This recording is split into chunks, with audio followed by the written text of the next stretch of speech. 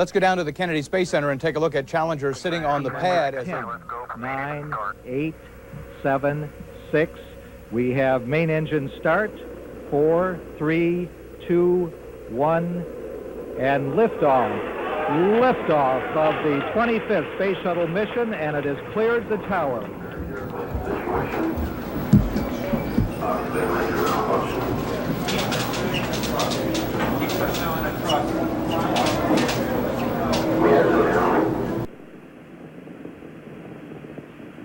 Engines at 65%, 3 engines running normally, 3 good fuel cells, 3 good APUs. Velocity 2,257 feet per second. Altitude 4.3 nautical miles. Downrange distance 3 nautical miles. So the 25th Space Shuttle mission is now on the way after more delays than NASA cares to count. This morning it looked as though they were not going to be able to get off. 1 minute 15 seconds. Velocity 2,900 feet per second. Altitude 9 nautical miles. Downrange distance 7 nautical miles. Looks like a couple of the solid rocket boosters blew away from the side of the shuttle in an explosion.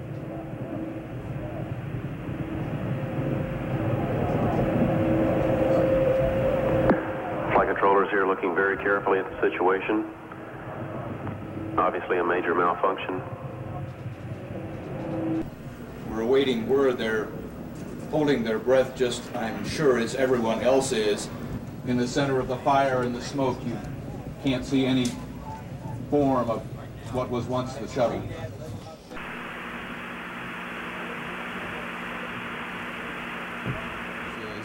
You saw it just a few moments ago, about 45 seconds after liftoff, a huge fireball in the sky.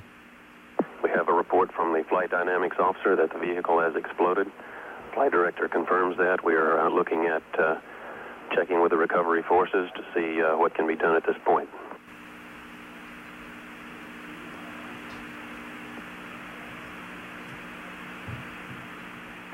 Contingency procedures are in effect.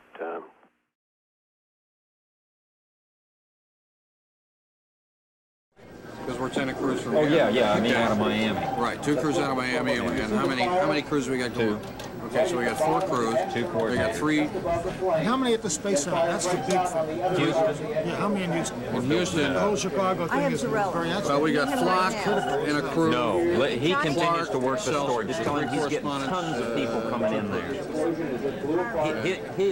His worry now is the air. He worries about the air. We'll worry about everything else. He's leaving. Stand by to voice over this picture. Shut up in here! Open their mics. Open all their mics. Talk, folks. Yeah, Rella's there at the scene. He's staying with the solid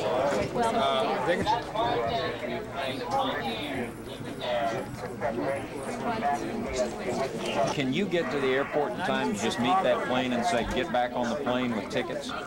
Whoever is necessary right now, please move back into the pit. Graphics, I need pictures of the crew, please. They only got 3. We are still not clear as yet, Tom, exactly what is parachuting down here. We're not clear, but we know that a C-130 was in the area and that medical personnel were dispatched by parachute down into the water to search for survivors. A BZ truck, okay, hired by WBZ, in right there. All right, there's no name on the truck. We don't know whose it is. Her parents watched it from the VIP site, 3.5 miles from the launch pad, hugged each other and sobbed, watching the fireball over. Let's get that in. All right. Okay, let me redo this. When we first saw the explosion, we didn't know exactly what had happened. And then we realized, I think we were trying to talk ourselves out of it really being the disaster that it was. There may be no State of the Union tonight. They got to start planning a shuttle show for 9 o'clock.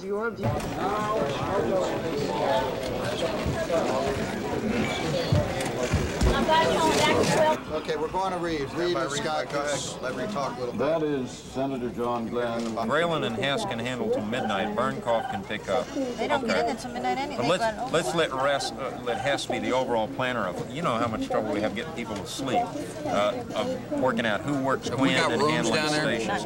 You going to worry about that? Okay, we only got 6 rooms in Houston. That's most we can get. You plug continuing live coverage the NASA news conference at 3:30 live, then get me into, there's been a reaction from across the country, briefly, some thoughts from people in New York, and you hit 2 sound bites and come out of the sound bites and get me into this. All right, I'll walk you through it on the IFB. At first, no one was quite sure what we had seen. Everyone was sort of standing. My job began just at the time that this tragic accident occurred, and I was not permitted to have emotional feelings about it. I will have those later. I had to represent this network in doing the things that it is expected to do. A long way from history, but responsible for making sure that we covered it, and sad, little prayer.